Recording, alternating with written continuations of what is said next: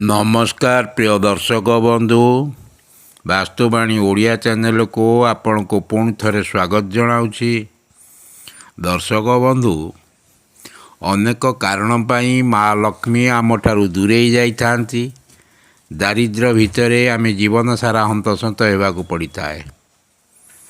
तेबे जो सबु कारण पाई माँ लक्ष्मी आम ठारू दूरेई जाइथांती आसंतु से विषय रे ये अध्याय रे आलोचना करिबा। ता पूर्वरु कहि रखिबे कि दर्शक बंधु जदि आपण एपर्यंत भी चैनल को मोर सब्सक्राइब करिनाहांती दयाकरी चैनल को सब्सक्राइब कर दियंतु।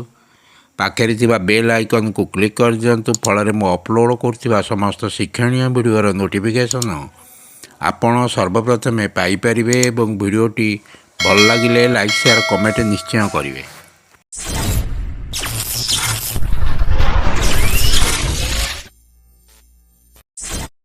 दर्शक बंधु जो सबु कारण पाई दारिद्रता मोर पीछा छाड़ी न थाए वास्तुशास्त्र ज्योतिष शास्त्र मत अनुसार आसंतु सही कारण गुड़िक आलोचना करिबा। प्रथम कारणटी है सकाळे सूर्योदय पर शଯ୍ୟା त्याग करिबा।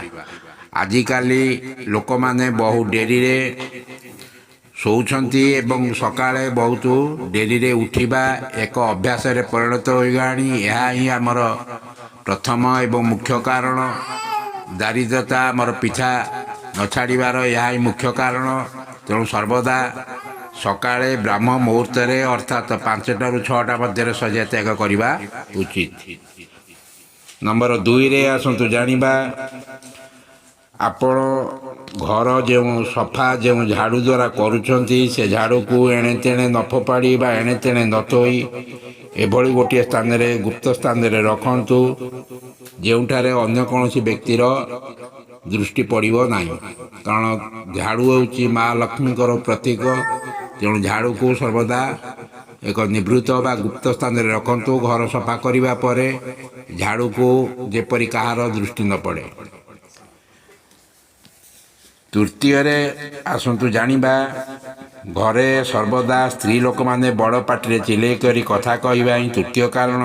कथा कहबारे जो स्त्री लोक मानकर शालीनता न थाए मीठा भाषा न थाए अन्य मानकु कड़ा भाषा रे घर परिवार सदस्य हुंतु अन्य मानकु जेकोसी व्यक्ति को अति चढ़ा गलारे बा कर्कश भाषा रे कथबार्ता करथांती से घर मध्य महालक्ष्मी वास करि न थांती। नंबर 4 रे आसंतु जानिबा गुरुवार दिन नख बाल काटिबा लुगापटा सफा करिबा घरर अळंदु सफा करिबा मध्य चतुर्थ कारण अटे। एथिपाई मध्य महालक्ष्मी रोष प्रकट करथांती एवं दारिद्रता हमकु ग्रास करथाए। नंबर 5 रे आसंतु जानिबा घरे अदरकारी जिनिष पत्र को साइति रखिबा। जो जिनिष गुड़िक अनावश्यक बा आउ लागिबार भविष्य रे नाही से बड़ी जिनिष को घरे आदौ साइति रखंतु नाही या तुरंत नष्ट कर दियंतु। नंबर 6 रे आसंतु जानिबा कणा फुटा भांगी जाइतिबा जिनिष को केबे व्यवहार करिवे नाही। या द्वारा मध्य महालक्ष्मी रोष प्रकट करथांती। नंबर 7 रे आसंतु जानिबा शास्त्र अनुसार अतिथि देव भाव अतिथि मान को देवता भली सम्मान बा व्यवहार करने उचित। तेणु घरे अतिथि मान को जदि उपयुक्त सम्मान दि जाऊ न था से घर मध्य महालक्ष्मी वास कर दारिद्रता सर्वदा आमको ग्रास करिथाए। नंबर 8 रे आसंतु जानिबा सेज उपरे बसी खाइबा एवं जो थाली रे खाउछंती से थाली रे हाथ धोइबा ही या अष्टम लक्षण। या पाई मध्य दारिद्रता आमको ग्रास करिथाए। राति रे शंखुड़ी बासन को सफा न करी ता परदिन सफा करने द्वारा माँ लक्ष्मी रोष करिथांती एवं से घर परित्याग करिथांती।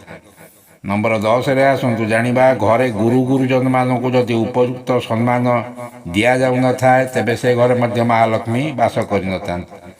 नंबर 11 रे आसंतु जानिबा घरे बा बाथरूम रे केबे हेले खाली बाल्टी रखंतु नाही। जदि बाल्टी रे पानी रखु न थांती तेबे बाल्टी को सर्वदा उलटाई रखंतु।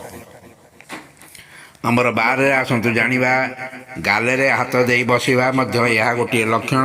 एथिपाई मध्य दारिद्रता ग्रास करिथाए। तेणु बसिला बेले केबे गाले रे हाथ दे बसिबे नाही।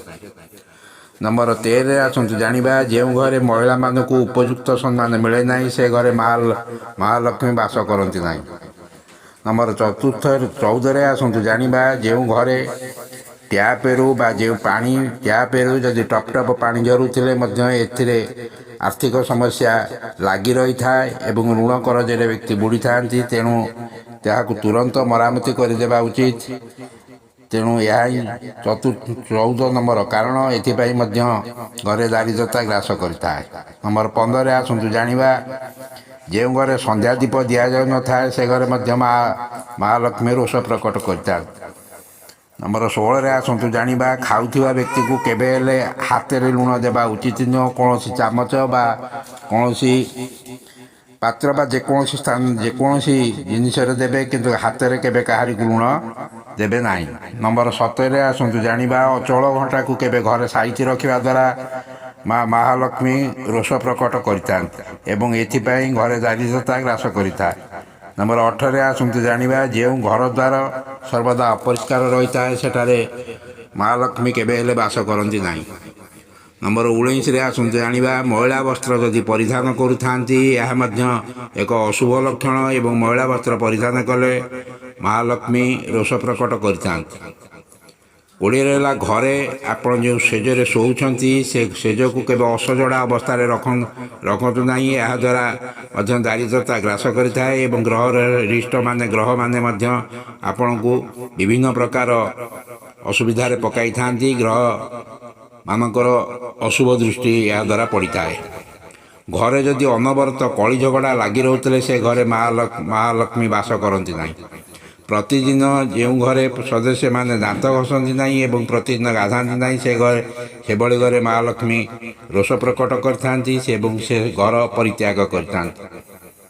ନମ୍ବର 23ରେ ଆସନ୍ତୁ ଜାଣିବା ଯଦି ଆପଣ ବାରମ୍ବାର ଦେଖୁଥିବେ କିଛି ବ୍ୟକ୍ତି ଅଛନ୍ତି ବାରମ୍ବାର ନଖକୁ ଦାନ୍ତରେ କାମୁଡ଼ିବା ଦ୍ୱାରା ମଧ୍ୟ ଏହାଦ୍ୱାରା ଲକ୍ଷ୍ମୀ ଘର ତ୍ୟାଗ କରିଥାନ୍ତି ଓ ଲକ୍ଷ୍ମୀ ପ୍ରବେଶ କରିଥାନ୍ତି।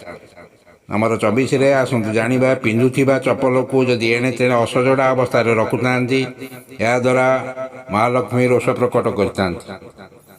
ନମ୍ବର 25ରେ ଆସନ୍ତୁ ଜାଣିବା ବସିଥିବା ସମୟରେ ବା କୌଣସି ବ୍ୟକ୍ତି ସହିତ କଥାବାର୍ତ୍ତା କରୁଥିବା ସମୟରେ ଯଦି ଗୋଡ଼କୁ ହଲାଉଥାନ୍ତି ଏହା ମଧ୍ୟ ଶୁଭ ଲକ୍ଷଣ ନୁହେଁ। ଏଥିପାଇଁ ମଧ୍ୟ ଦାରିଦ୍ରତା ଆମକୁ ଗ୍ରାସ କରିଥାଏ। ଦର୍ଶକ ବନ୍ଧୁ, ଯଦି ଏହି ଭିଡ଼ିଓଟି ଆପଣଙ୍କୁ ଭଲ ଲାଗିଥାଏ ନିଶ୍ଚୟ ଚ୍ୟାନେଲଟିକୁ ସବସ୍କ୍ରାଇବ୍ କରିବେ, ଭିଡ଼ିଓଟି ଗୋଟିଏ ଲାଇକ୍ କରିବେ, ଆପଣଙ୍କର ସମ୍ପର୍କୀୟ ବନ୍ଧୁ ବାନ୍ଧବ ସାଙ୍ଗସାଥିମାନଙ୍କୁ ବହୁଳ ମାତ୍ରାରେ ସେୟାର କରିବେ। ରହୁଛି, ଧନ୍ୟବାଦ, ନମସ୍କାର।